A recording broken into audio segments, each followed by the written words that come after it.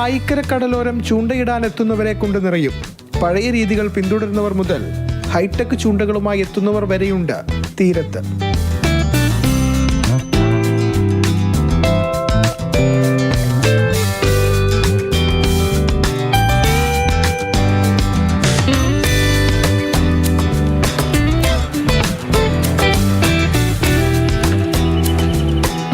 ഇരയായി ചൂണ്ടയിൽ കോർക്കാൻ മീനിന്റെ വലുപ്പമനുസരിച്ച് പലതരം കൃത്രിമ മീനുകളുടെ രൂപമാണ് ഉപയോഗിക്കുന്നത്.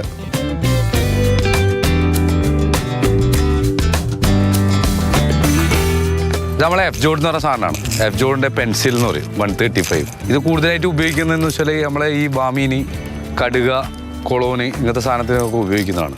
ഇതിൻ്റെ സൗണ്ടിലാണ് പ്രത്യേകത. ഇത് ഡീപ്പ് വാട്ടർ എന്ന് പറഞ്ഞ സാധനമാണ്. ഇത് വെള്ളത്തിൻ്റെ അടിയിലേക്ക് കൂടി വരും, ഇത് മുകളിലേക്ക് വരില്ല. ഒരു മീഡിയം ലെവലിൽ ഇത് വരും സാധനം. ഇത് ജിഗ് എന്ന് പറഞ്ഞ സാധനമാണ്. ഒരു 60 ഗ്രാം ഉണ്ടാവും. ഇത് അടിയിലാന്ന് വരാം, ഇത് മുകളിലേക്ക് വരില്ല.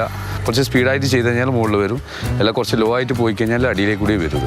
ഇത് കൂടുതലായിട്ട് ഉപയോഗിക്കുക കടുകക്ക് ഉപയോഗിക്കും. പിന്നെ അതിൻ്റെ വേറൊരു വശം എന്ന് വെച്ചാൽ ഇത് ചാടാം. ഇതിനകത്ത് നമ്മളെ ചെമ്പല്ലി, കൊളോന്, പിന്നെ അമൂറ് ഇതൊക്കെ പിടിക്കും. ചൂണ്ടയുടെ വിലയിലും വ്യത്യാസമുണ്ട്. 20,000 രൂപ വരെ വിലയുള്ള ചൂണ്ടകൾ ഇന്നിപ്പോൾ വിപണിയിൽ ലഭ്യമാണ്. ഇതിപ്പോൾ എന്ന് വെച്ചാൽ ഏകദേശം ഈ മോട്ടറിന് മാത്രം ഏകദേശം 5 റുപ്യ അടുപ്പിച്ചിട്ടുണ്ടാവും, 5000 റുപ്യ. റേഡ് എന്ന് വെച്ചാൽ തിക്കൻസ് കൂടുമ്പോൾ എന്ന് വെച്ചാൽ നമ്മൾ ഈ ലോങ് കാസ്റ്റ് ചെയ്യാൻ പറ്റൂല. അത്രയും ലോങ് കാസ്റ്റ് ഉണ്ടെങ്കിൽ എന്ന് വെച്ചാൽ നമ്മൾ ഈ തിക്കൻസ് കുറക്കാം. ഇത് പല സൈസും ഉണ്ട് കേട്ടോ. ബ്രൈഡിന് പല റേറ്റും ഉണ്ട്. പ്രൈസ് കൂടുതൽ സാധനം ഉണ്ട്. 9,000, 15,000.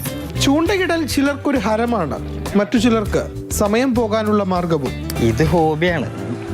ഈ നമ്മൾ ഈ ജോലിയൊക്കെ കഴിഞ്ഞിട്ട് ബാക്കി കിട്ടുന്നൊരു ടൈം ഉണ്ടല്ലോ, ആ ടൈമിന് ഇങ്ങനെ വരുന്നതാണ്.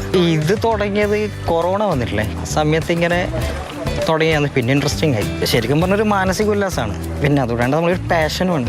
മീൻ കടിച്ച് ഇത് നമ്മളിവിടെ അടുത്തെത്തിയിട്ടൊക്കെ പോവാറുണ്ട്. അപ്പം രസകരമല്ല, അപ്പം സങ്കടം ഉണ്ടാവാം. പിന്നെ ലൈഫ് ലോങ് ഇതുണ്ടാവും, കൂടെ ഉണ്ടാവും.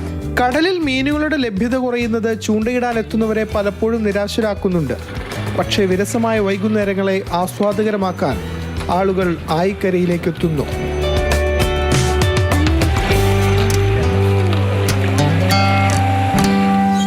മാതൃഭൂമി ന്യൂസ്, കണ്ണൂർ.